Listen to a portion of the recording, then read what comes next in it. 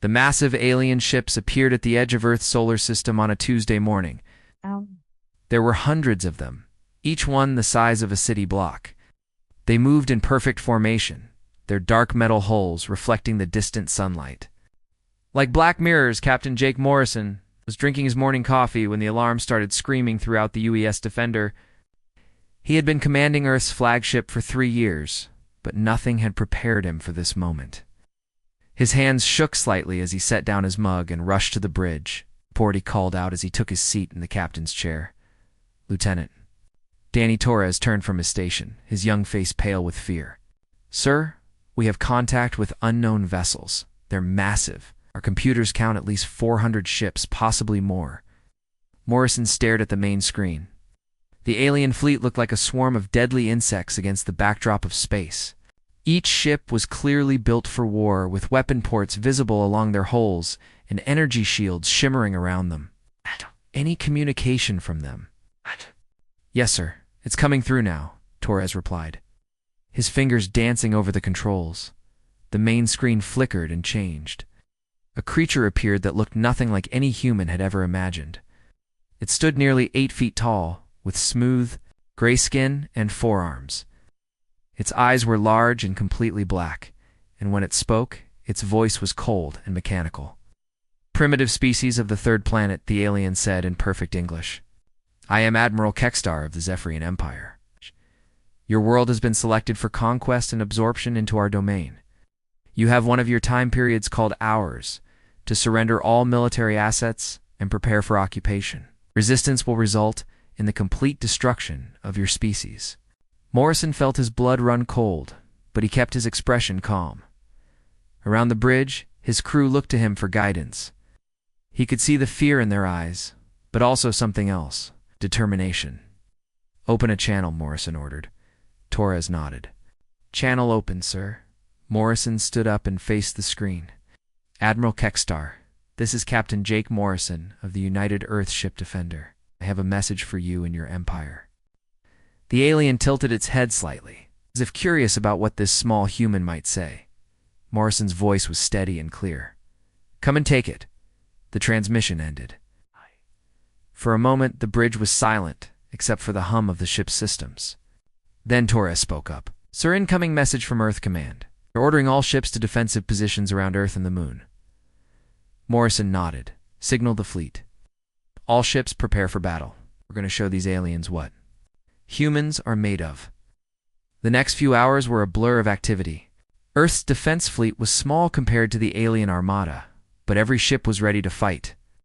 Morrison watched as his fellow captains moved their vessels into position. There was Captain Lisa Rogers in the EU's Guardian, Captain Mike Chen in the UES Patriot, and dozens of others. Each one knew they were facing impossible odds, but none of them backed down. The first battle began at exactly noon, Earth time. The alien ships moved forward in perfect formation, their weapons charging. With an ominous blue glow, Morrison gave the order to fire, and space erupted in a display of light and energy that could be seen from Earth's surface. The human ships were outgunned from the start.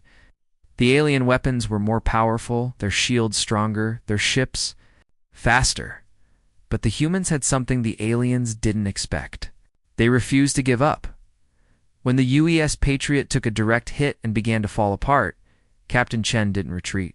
Instead, he aimed his damaged ship directly at the nearest alien vessel and rammed it at full speed. Both ships exploded in a ball of fire that lit up the darkness of space. Morrison watched in horror and pride as ship after ship was destroyed.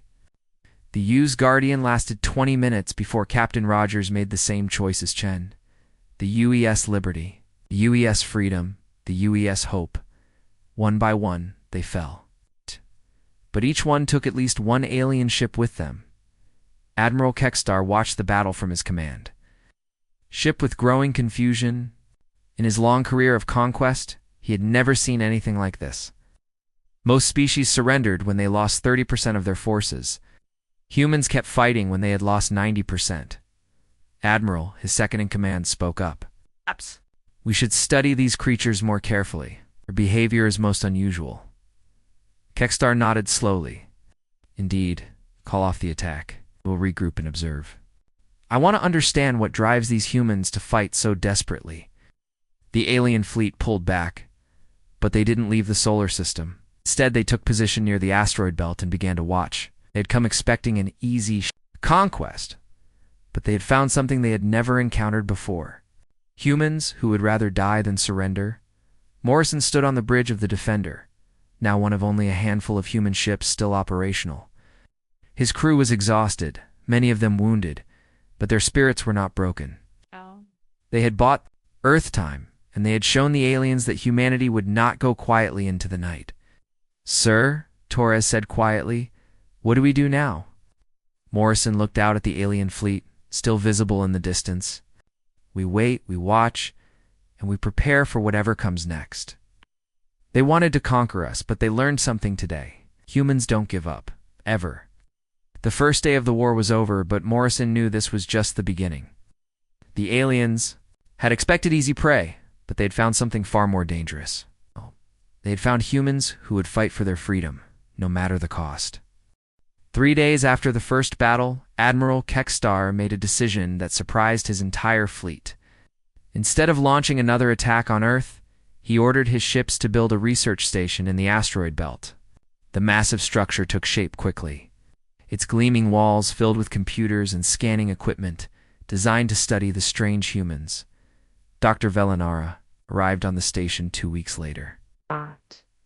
She was the Empire's best expert on alien minds, having studied dozens of species before their conquest. She was tall even for a Zephyrian, with pale blue skin and 6 fingers on each hand. Her large black eyes could see things that others missed, and her mind could understand patterns that seemed impossible. "Admiral," she said as she entered the command center, "I have reviewed the battle recordings. These humans are fascinating. They fight in ways that make no sense." Kekstar nodded. "That is why you are here, Doctor. Need to understand them before we can defeat them." "What have you learned so far?" Velinara pulled up a holographic display, showing Earth. "I have been listening to their communications for days. They speak hundreds of different languages. They have different skin colors, different beliefs, different ways of living. By all logic, they should be fighting each other instead of us. But they are not," Kekstar observed. "No, they are not. When we appeared, all their differences seemed to disappear. Nations that were enemies became allies. People who had never met began working together. It is most unusual." Velinara spent the next few weeks intercepting human radio signals, television broadcasts, and internet communications. The more she learned, the more confused she became. Humans seemed to care about the strangest things. They worried about animals. They cried over fictional stories. They spent time creating art and music that served no practical purpose. Her breakthrough came during a rescue, mission gone wrong. A small human ship had tried to save survivors from a destroyed vessel near Jupiter. Velinara's forces captured the ship and brought the crew to the research station. Among the prisoners was Lieutenant Commander Amy Collins, a woman in her 30s, with short brown hair and determined green eyes. "Why were you trying to save those people?" Velinara asked during their first meeting. They sat across from each other in a white room, with Amy's hands chained to the table. Amy looked at her with confusion. "Because they needed help, but they were already dying. Your mission had no chance of success. You risked your own lives for nothing." "It wasn't for nothing," Amy said firmly. "Those were people, humans. They had families waiting for them." Velinara made notes on her computer pad. "Tell me about your family." Amy's expression softened. "I have a daughter. Her name is Katie. She's 7 years old, and she loves to draw pictures of horses. My husband Mark makes the best pancakes in the world, and he always burns them just a little bit because he gets distracted reading the news." "These details seem unimportant," Velinara said. "Why do you mention them?" "Because they're everything," Amy replied. "Katie's going to have a birthday party next month. She wants a pink cake with purple flowers. Mark promised to teach her how to ride a bike this summer. Our neighbor, Mr. Peterson, is 90 years old and lives alone. I promised to fix his broken fence when I get back from this mission." Velinara stared at her. In Zephyrian society, individuals were valued only for their contribution to the Empire. Personal relationships were considered distractions. You fight for these small things? I fight for these important things, Amy corrected. Every human has someone they love. Every human has dreams and hopes and fears. When you attack us, you're not just attacking soldiers. You're attacking fathers and mothers and children and friends. Over the following days, Velinara continued her interviews with Amy and the other prisoners. Each human told similar stories. They spoke of loved ones, of promises made, of simple pleasures that meant everything to them. A young pilot named Rick talked about his girlfriend's laugh. An engineer named Sandra described her son's first steps. A medic named Paul told her about the book he was writing for his grandchildren. None of it made sense to Velinara. These humans were facing possible death, yet they spent their time thinking about birthday parties and broken fences and pancakes that were burned just a little bit. In her species, such thoughts would be considered weakness. But as she watched the human prisoners, she began to notice something strange. Despite being captured and facing an uncertain fate, they took care of each other. Rick shared his small food rations with Sandra when she got sick. Paul used his medical knowledge to help a guard who had injured his hand. Amy told stories too. Keep everyone's spirits up during the long nights? I do not understand, Velinara confided to Admiral Kextar during one of their regular meetings. These humans should be broken by now, should be fighting among themselves for better treatment. Instead, they grow stronger together. Kextar studied the reports on his screen. What is your recommendation, Doctor? I need more data. I need to understand what drives them. There is something here that we are missing, something that makes them different from every other species we have encountered. It's very well. Continue your research. But remember, the Empire expects results. We cannot wait forever to complete this conquest. Velinara nodded, but privately she wondered if conquest was even possible. How do you defeat a species that finds strength in caring for others? How do you break people who think that birthday parties and burned pancakes are worth dying for?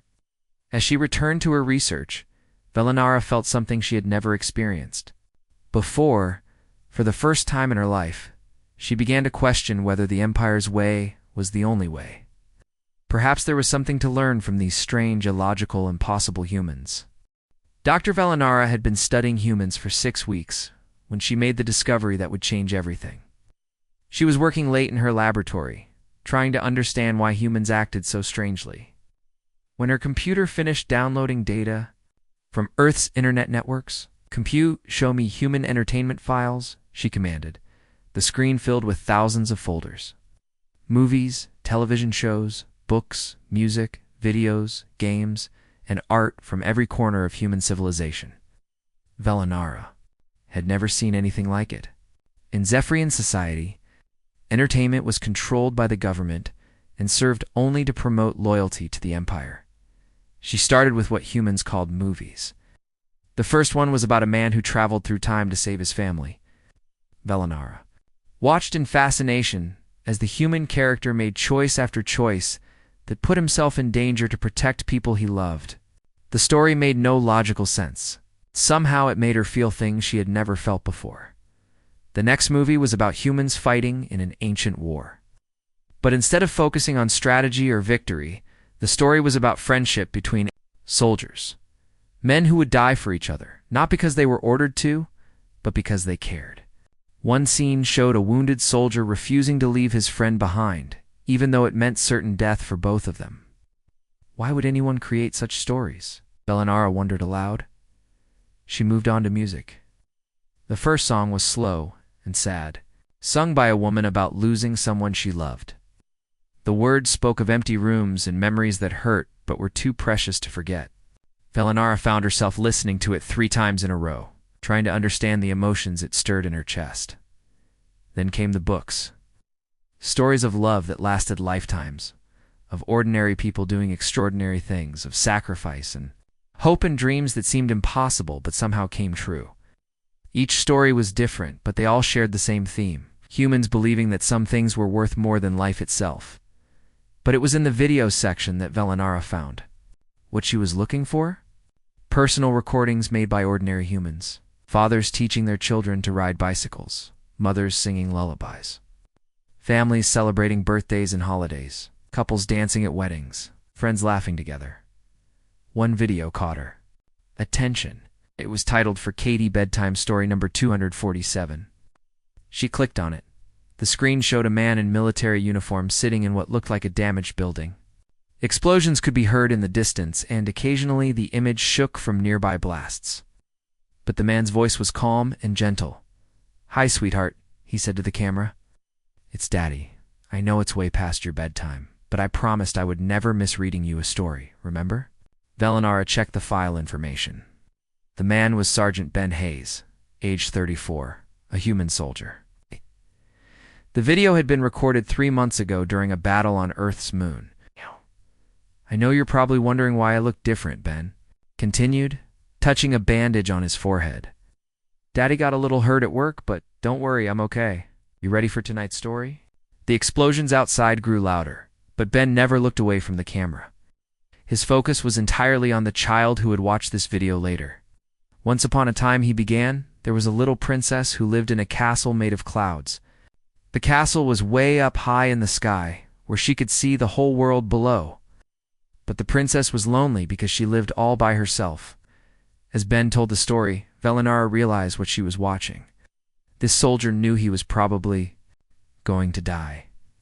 The battle sounds outside made it clear that his position was being overrun. But instead of preparing weapons or calling for help, he was recording a bedtime story for his daughter. The princess looked down from her cloud castle and saw all the people in the world below, Ben continued. She saw mothers and fathers and children, and she realized that even though she was far away, they were all connected by love. The love traveled up from the earth like invisible strings, reaching all the way to her castle. A massive explosion shook the building, and dust fell from the ceiling. Ben paused for just a moment, then smiled at the camera. "And you know what?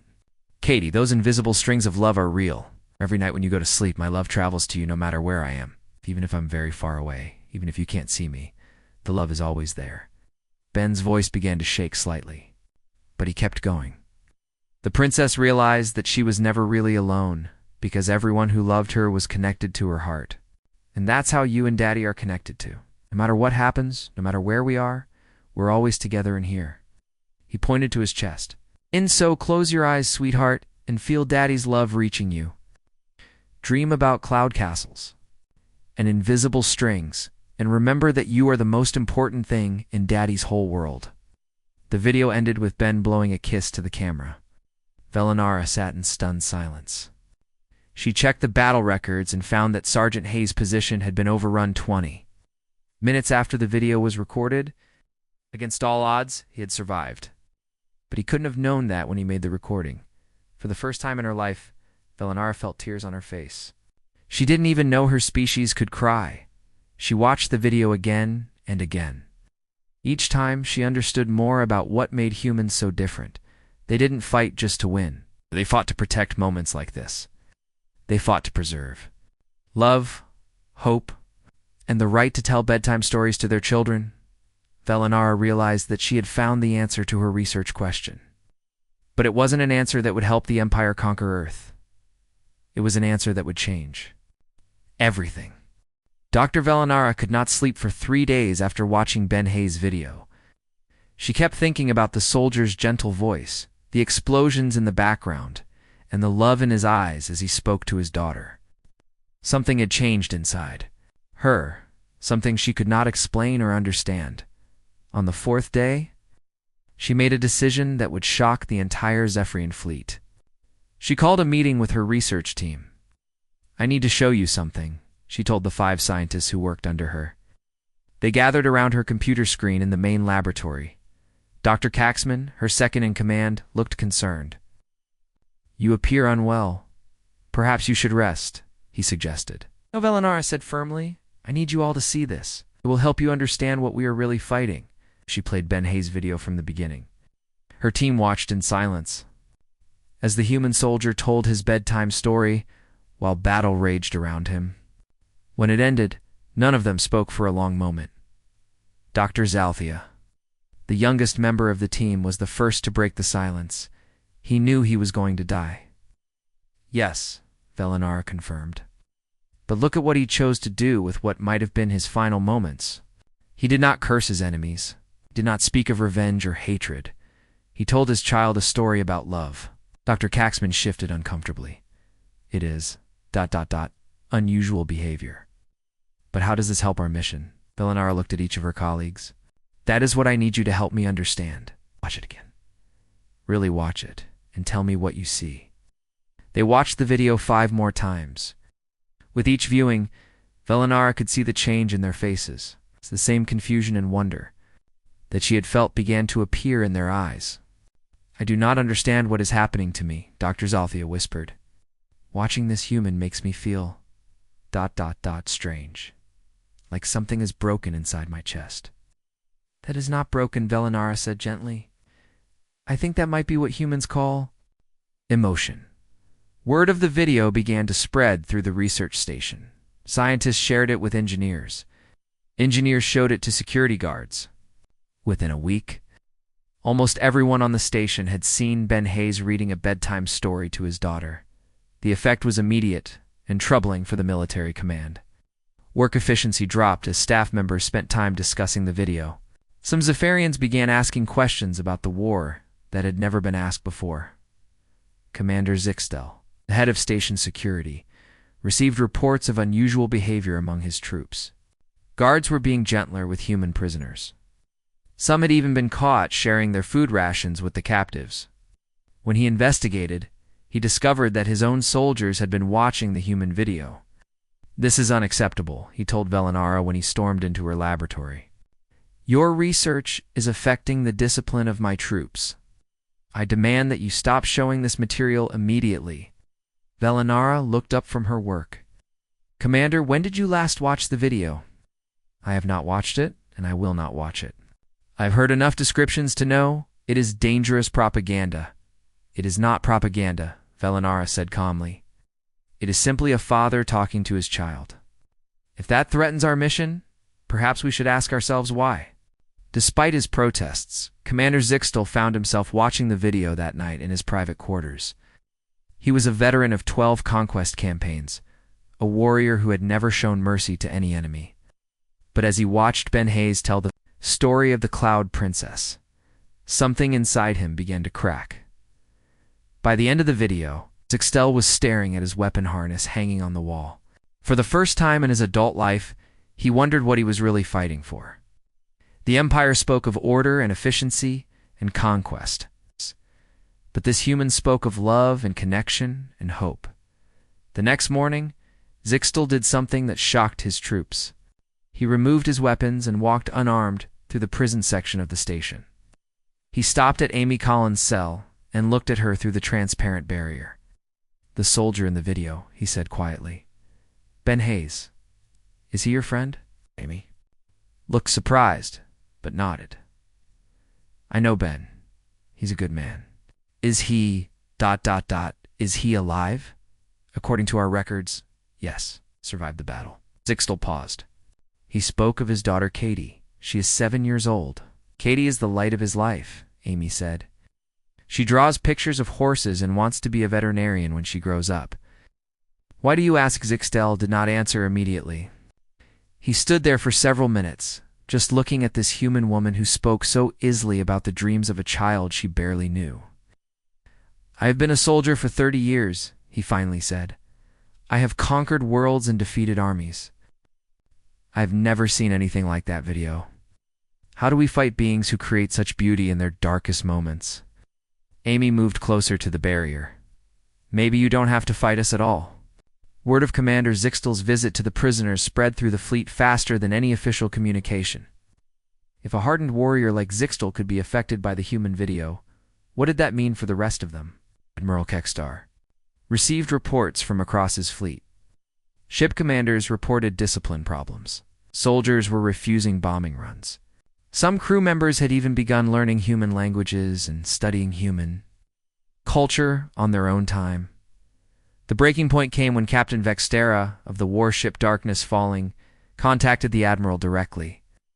Sir, I must inform you that my crew has voted to withdraw from this campaign. We cannot continue fighting after seeing what we have seen. These humans are not our enemies. There's something we never expected to find in the universe. Captain, you are speaking of mutiny, Kexstar warned. No, sir, I am speaking of conscience. Something these humans have taught us about. Admiral, I am sending you a file. You need to watch it. We all need to watch it and decide what kind of beings we want to be. That night, alone in his quarters, Admiral Kexstar watched Ben Hayes tell a bedtime story to his daughter. And for the first time since the war began, the leader of the Zephyrian invasion fleet began to question everything he had ever believed about conquest, victory, and what it truly meant to be strong. Admiral Kexstar sat in his command chair staring at the communication screen. It had been 3 days since he watched the human video, and he had not slept since. Every time he closed his eyes, he heard Ben Hayes' gentle voice telling the story of the Cloud Princess. Every time he looked at his fleet, he wondered what they were really doing here. His second-in-command, General Nexvara, approached with the daily reports. Admiral, we have 17 more ships requesting permission to withdraw from the campaign. The crew of the Deathstorm has locked themselves in their quarters and refuses to come out. Captain Mordok says his gunners will not fire on Earth even. If directly ordered, Kexstar nodded slowly. He was not surprised. The same doubts that plagued him were spreading through his entire fleet like a disease. But was it really a disease? Or was it something else? Something that made them more than they had been before. General, how many ships are still willing to fight? Nexvara checked his datapad. Fewer than 50, sir. And most of those crews are divided. Many soldiers are refusing to participate in any attack on civilian targets. Kexstar stood up and walked to the main viewing screen. Earth hung in space before them, blue and green and beautiful. From this distance, it looked peaceful. It was hard to believe that such a small planet had stopped the mighty Zephyrian Empire in its tracks. Sir, his communication officer called. Out. Incoming transmission from the human ship Defender. Captain Morrison is requesting to speak with you directly. Kexstar almost smiled. The human captain had shown remarkable courage throughout this conflict. Even when facing impossible odds, Morrison had never backed down. There was something honorable about such determination. Put him through, Kexstar ordered. The screen flickered and Captain Jake Morrison appeared. He looked tired and older then. When the war had started, but his eyes were still sharp and determined, behind him his bridge crew worked at their stations with quiet efficiency. Admiral Kexstar, Morrison said with a slight nod. I wanted to thank you for allowing our medical ships to reach the wounded survivors near Jupiter. That was an unexpected kindness. Kexstar felt something strange in his chest. The humans called it gratitude, he thought. It seemed appropriate, Captain. Your Dr. Sarah Kim saved the life of one of my own officers during that rescue. She could have let him die, but she chose to help him instead. Morrison replied simply. We help each other when we can. For a moment, neither leader spoke. The silence stretched between their ships, carrying the weight of all the battles they had fought and all the lives that had been lost. Finally, Kexstar made the decision that would change galactic history. Captain Morrison, he said, his voice heavy with emotions he was only beginning to understand. I am contacting you to inform you that the Zephyrian Empire surrenders. Morrison's expression changed from surprise to confusion. Admiral, did I hear you correctly? You're surrendering? Captain, we surrender. We came to your system to conquer your species, but we have learned something that changes everything. We are not worthy to rule beings who can create such beauty, such love, such hope in the darkness. Morrison leaned forward in his chair. Admiral, I'm not sure I understand. Kexstar touched a control on his console. I am sending you a file, Captain. It is a video made by one of your soldiers, Sergeant Ben Hayes. This video has been seen by most of my fleet. It has shown us something we never knew existed in the universe. As the file transferred, Kexstar continued speaking. For generations, my people have believed that strength comes from conquest, that order comes from control, that victory is the only thing that matters. But your Sergeant Hayes showed us a different kind of strength. He showed us what it means to love something more than yourself. Morrison was quiet for a long moment as he watched the video. When it ended, there were tears in his eyes. Ben is a good man, One of the best I know. But Admiral, this is just one soldier. There are millions of us. Exactly, Kickstar said. That is what makes you so remarkable. And this video was not made for us to see. It was not propaganda or a weapon of war. It was simply a father's love for his child, preserved by accident in your vast digital ocean. If one human can show such beauty in his darkest hour, what wonders might your entire species create if given the chance?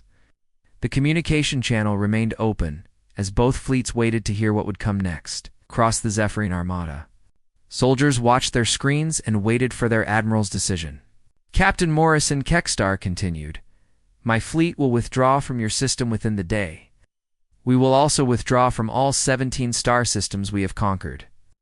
The species we have enslaved will be freed and their worlds returned to them." Morrison could hardly believe what he was hearing. Admiral, why? You have superior firepower?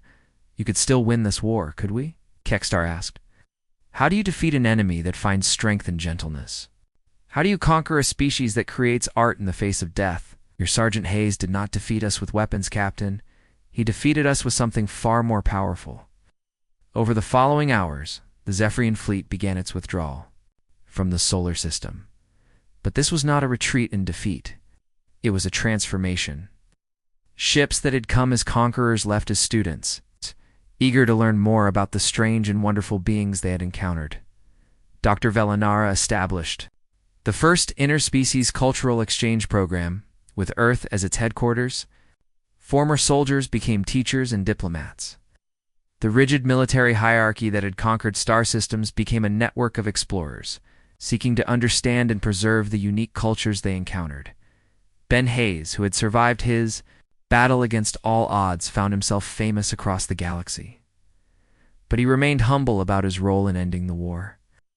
"I was just telling my daughter a bedtime story," he would say, whenever asked. "If that helped bring peace, then maybe Katie's. Right when she says stories have magic in them."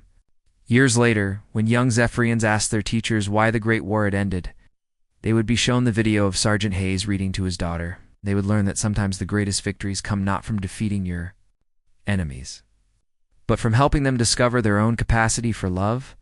Captain Morrison's final log entry read, "Mission accomplished. Earth remains free. Humanity remains human. The galaxy is a little more beautiful because we chose hope over fear, love over hatred, and stories over silence."